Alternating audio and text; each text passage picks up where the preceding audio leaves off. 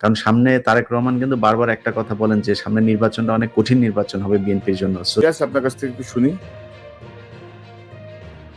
ইলিয়াসের ট্রানজিশনাল গভর্নমেন্টের ব্যাপারে তোমার মতামত কি? মানে ডক্টর ইউনূসের কৃতিত্ব অনেকটাই ম্লান হয়ে যাচ্ছে, কিন্তু তার উপদেষ্টা বা ম্লান হওয়ার থেকে আমি বলবো যে উনি যে গতিতে যাচ্ছেন আমরা আরো অনেক বেশি সুফল পেতাম, আরো অনেক বেশি কি বলবো মানে গতিশীল থাকতো প্রত্যেকটা ডিপার্টমেন্ট যদি ওনার উপদেষ্টারা ওনার সাথে তাল মিলাইতে পারতেন।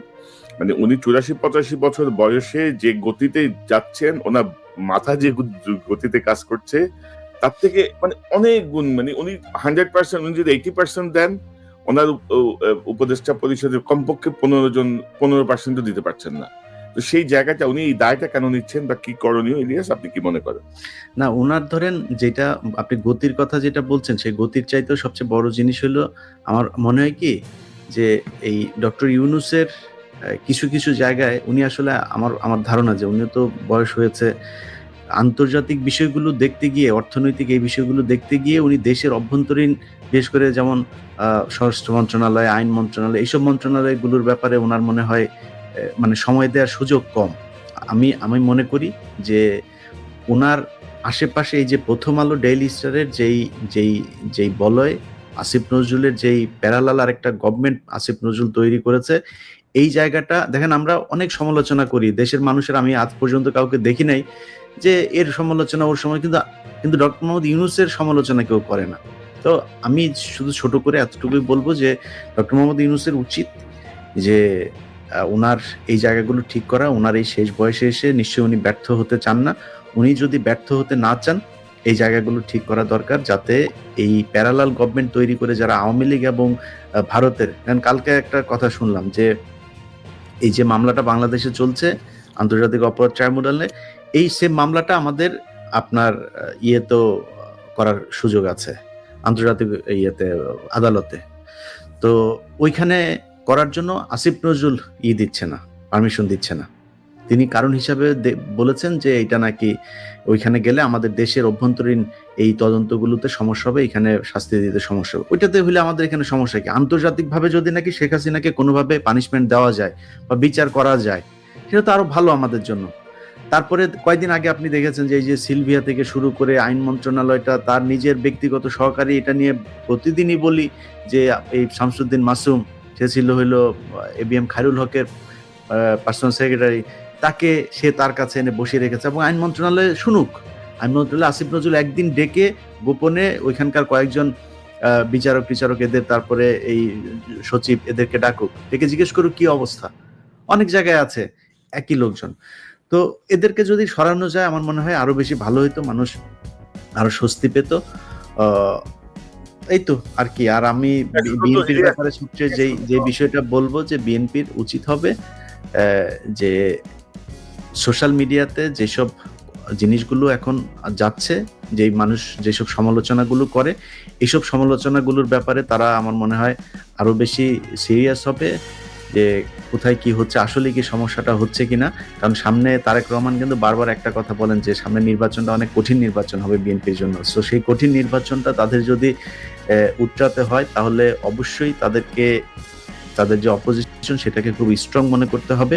এটা মনে না করে যদি নির্বাচনে যায়, আমার মনে হয় 1991 সালের নির্বাচনে যেমন শেখ হাসিনা মন্ত্রিসভা গঠন করে ফেলেছিল, খালেদা জিয়া পরে প্রধানমন্ত্রী হন, আমার মনে হয় সেই পরিস্থিতি হয়ে যেতে পারে।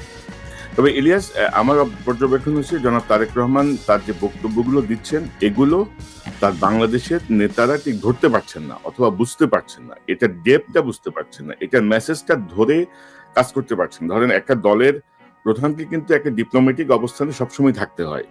মানে আপনি যেভাবে কথা বলি, ধরেন আজকে যদি আপনি কোনো একটা দায়িত্বে যান আপনি এভাবে কথা বলতে পারবেন না, পিনাকিদা একটা দায়িত্বে গেলে এভাবে কথা বলতে পারবে না। আমরা এখন অনেক স্ট্রেইট কথা বলি, কিন্তু একটা দায়িত্বে যখন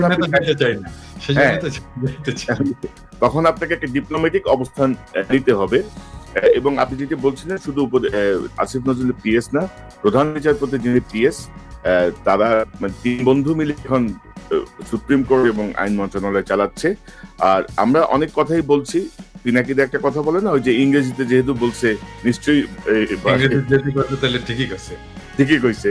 তো এখন আমার মনে হয় যে কিছু মানুষের মধ্যে এই জিনিসটা ছড়াইছে, আমরা যেহেতু কিছু বলছি, নিশ্চয়ই এখানে কোনো অন্য উদ্দেশ্য আছে, নিশ্চয়ই আমরা নির্বাচনকে লম্বা করতে চাই, মানে নির্বাচনকে পিছাইতে চাই, নিশ্চয়ই আমরা মানে এরকম কিছু ভাবনা আমরা দেখতে পাচ্ছি। নিশ্চয়ই আমরা চাই না বিএনপি ক্ষমতায় আসুক।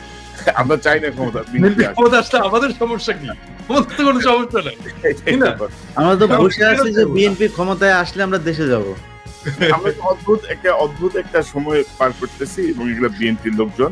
আর ধরেন একটা খবর দিতে চাই দাদা, যেটা মির্জা আব্বাসের যে আস্থাশীল যেই আপনার বাংলাদেশের যে মিডিয়া যাদের জবাবদিহিতে আছে, তাদের তো অনেক নিউজ এখন পর্যন্ত দেয় না। তো জাস্ট দর্শকদেরকে বলি, একটু পরে আমি হয়তো আমার ফেসবুকে বিস্তারিত দিব। গতকাল 5 জন সেনা কর্মকর্তাকে মানে সেনা হেফাজতে নেওয়া হয়েছে, অ্যারেস্ট করা হয়েছে, যে যাদের কথা আমরা বারবার বলছিলাম। তার মধ্যে আছেন ব্রিগেডিয়ার ইমরান হামিদ, তৎকালীন 46 ব্রিগেডের কমান্ডার। আছেন মানে তৎকালীন মানে হচ্ছে জুলাই আগস্ট ওই সময়টায় কর্নেল আব্দুল্লাহ আল মোমেন, তিনি অতিরিক্ত মহাপরিচালক র্যাব, এডিজি তৎকালীন র্যাবের। লেফটেন্যান্ট কর্নেল মোহাম্মদ রিদওয়ানুল ইসলাম, বিজিবির সিও, যিনি গুলি করেছেন, গুলি করছে সেই CO. Major Mohammad Noman Al Faruk, 23 east Bengal regiment, মোহাম্মদপুরে করছে। এই 5 তারিখেও সে গোলাগুলি করেছে। এই 5 জনকে আসলে আপনার সেনা হেফাজতে নেওয়া হয়েছে। তবে সেনা হেফাজতে এই বেসামরিক হত্যাকাণ্ড বা এইসব ঘটনার বিচারের কোনো বিধান আছে বলে আমি জানি না। পিনাকিদায় নিয়ে বিস্তারিত কাজ করেছে। আমাদের হচ্ছে যে এরা যেন পালিয়ে যেতে না পারে, এটা যেন কোনোভাবে পালিয়ে যেতে না পারে। এটা পালিয়ে গেলে এটা ওয়াকারের দায়িত্ব, ওয়াকারকে এটার জবাবদিহিতা করতে হবে। অনেকে এই বিষয়টা নিয়ে আশঙ্কা প্রকাশ করে মেসেজ দিয়েছেন যে আপনারা একটু কিছু জায়গায় একটু বলেন যেন এরা পালাতে না পারে, কারণ ইতিমধ্যে অনেকেই পালিয়ে গেছে, অনেকে পালিয়ে যেতে দেয়া হয়েছে।